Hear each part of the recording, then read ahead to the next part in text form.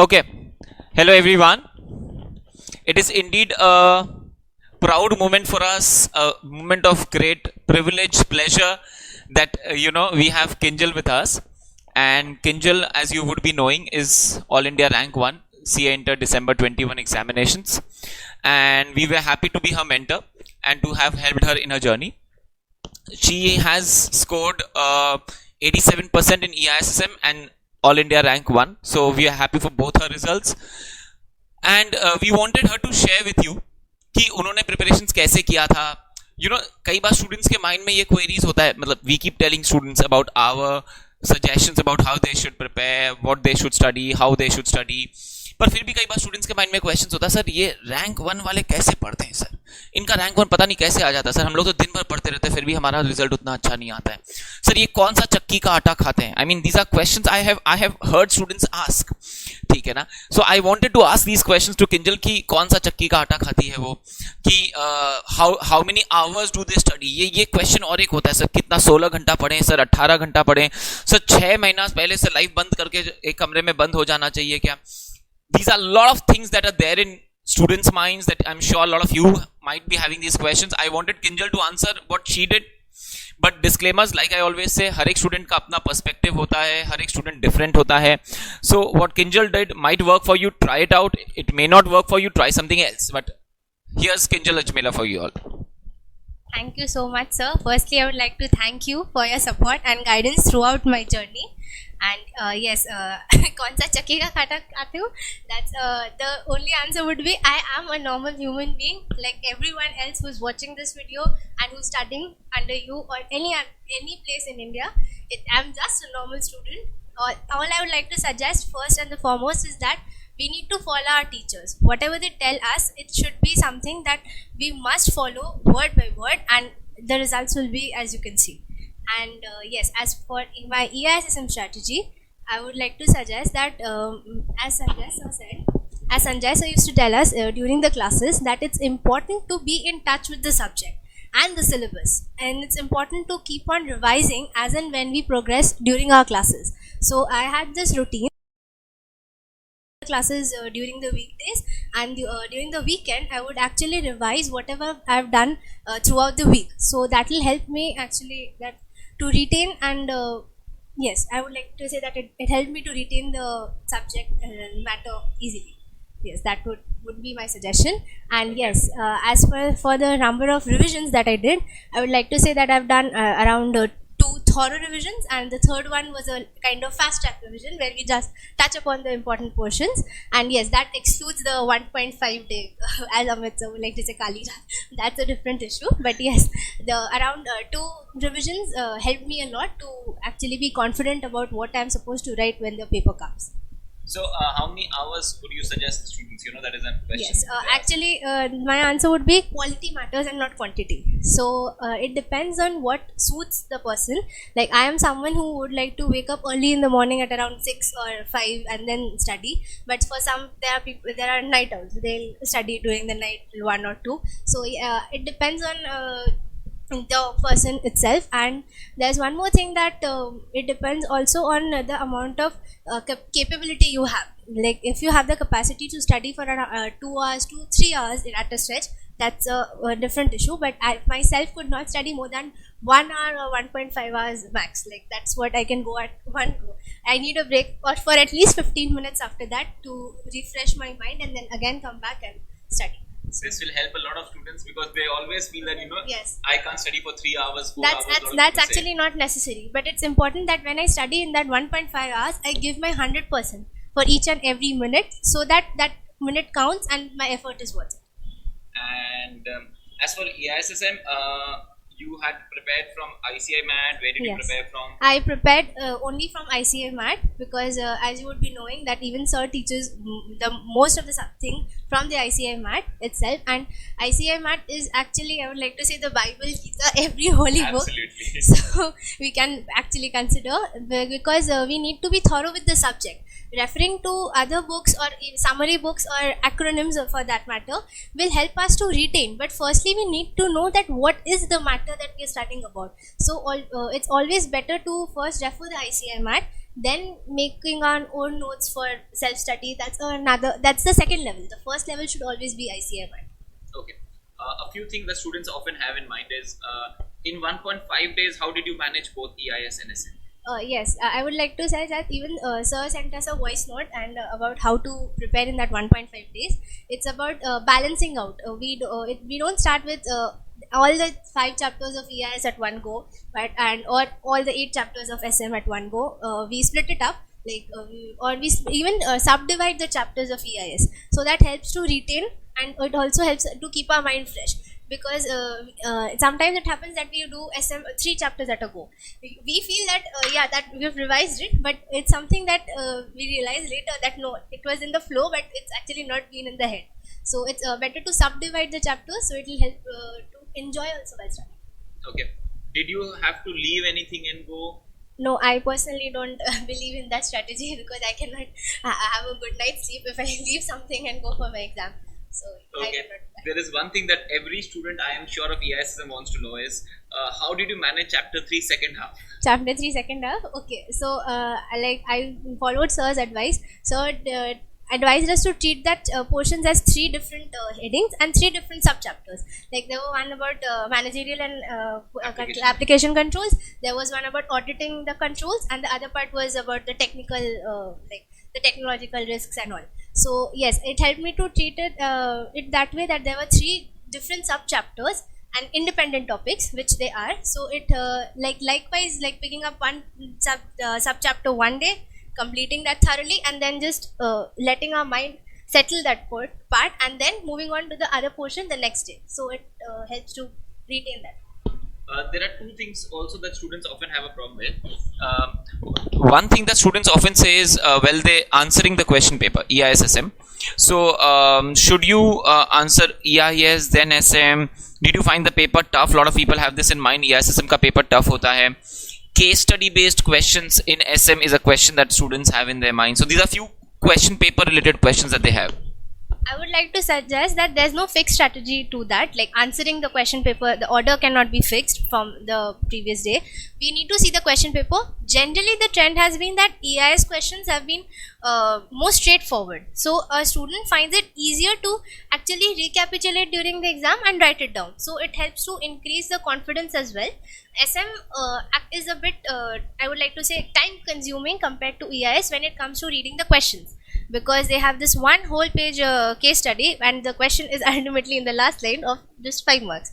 So yes, that might help in during the reading time, when a student might just underline the important portions of the case study to quote them from the case study and in the answer. So there's no fixed strategy as to what you should first attempt.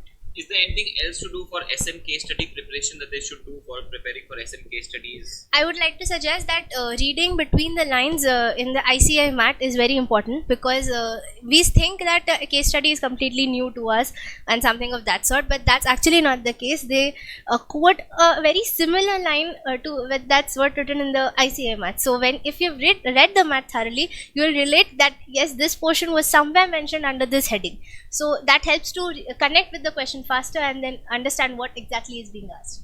Is it difficult to complete the paper EISSM? No, personally speaking, it's not difficult if one can recollect it in a bit faster manner. So it's you can complete it within 2 hours 45 minutes, and the next 15 minutes can be for revision or for the tricky MCQs, actually making the final choice. Okay.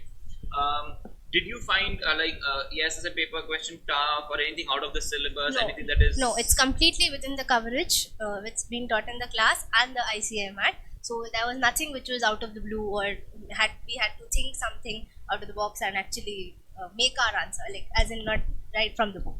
There was nothing of that sort. There was nothing that is not beyond ICI Mat. Right. Okay.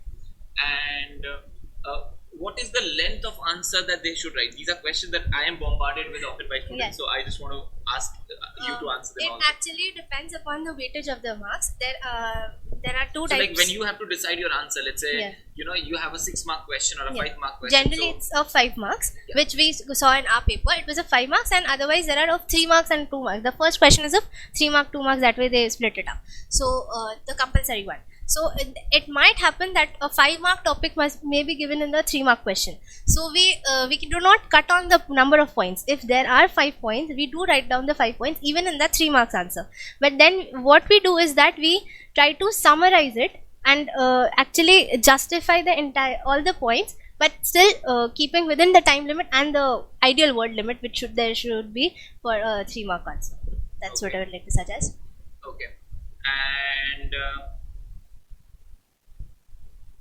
anything else that you want to? These are questions Yes, that I can. there are sometimes what happens in. I remember there was one question which was a bit vague.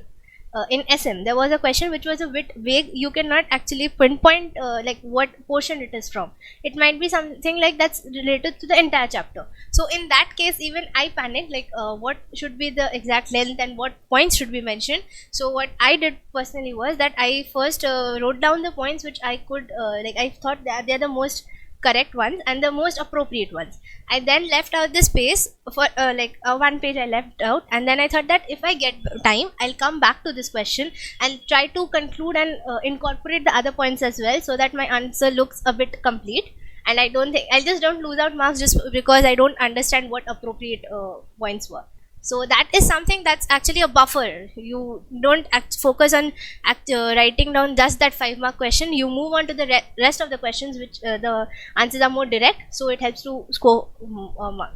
Should we answer MCQs at the beginning, in the middle, or do you start the approach the paper when you get the question paper? Yes, the MCQ booklet we are allowed to open at 2 p.m. when the writing starts, and the question paper is given 15 minutes before. So we know about the question paper, but we don't know about the MCQs. That will we have to incorporate within those 3 hours. So what I did was I started writing my paper. I completed my EIS part first, and then after around 3:30, like midway, I started at around 3. Yes, around 3 I started with the MCQs. So I personally did what was for all my subjects in the middle of the exam.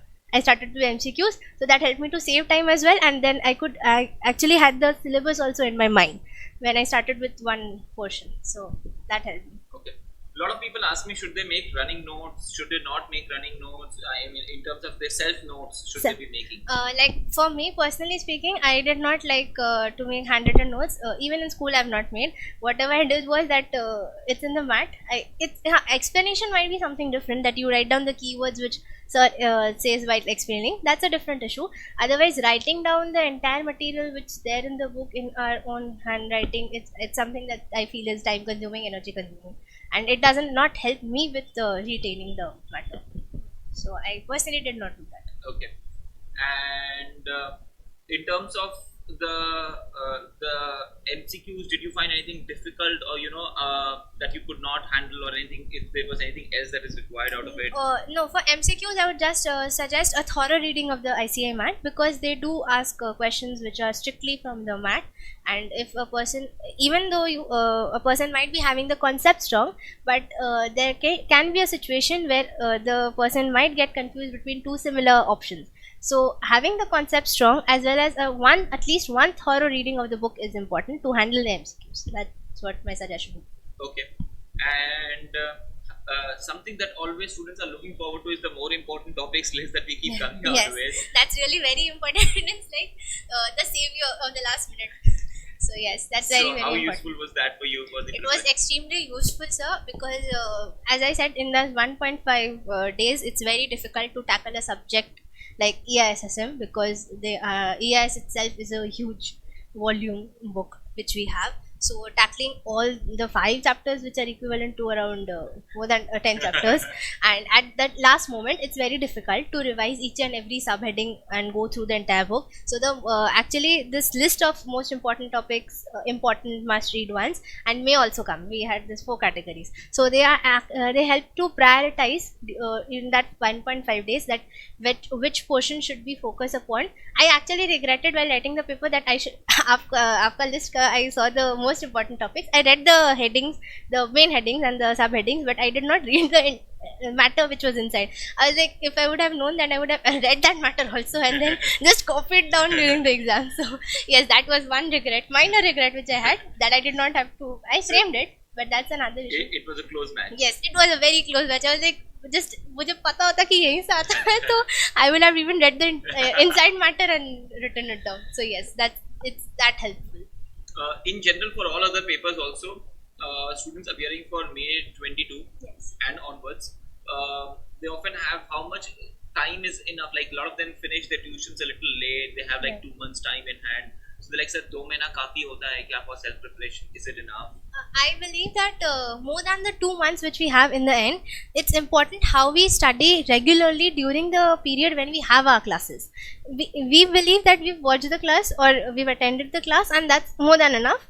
But the more important part is the extra half an hour which we devote at the end of the day for around each subject, or at least even 15 minutes for each subject. So that makes up to around 2 hours or 1.5 hours for 3 to 4 subjects. So that is more important than attending the classes, because it's something that we've attended the classes, we've heard that, and we have that fresh in our mind.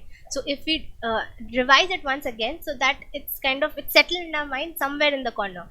So in that last 2 months when we revise, that is something we can recollect easily, that yes, sir gave us that example to help us memorize this portion. So that's very easy to connect.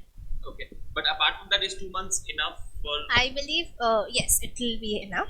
But again, obviously, will vary from case yes, to case. vary Okay. from case to case. And I think that is all that I can think of as the questions that students generally want to ask. Okay. So Kinjal obviously has had she was close to a foundation ranker, because I think she missed foundation rank by like 3 marks. So she, if she had 3 more marks, she would have been third in foundations. She just missed it by like 3 marks. Inter, obviously, she did not allow it to be missed, and she, grabbed the best AIR one.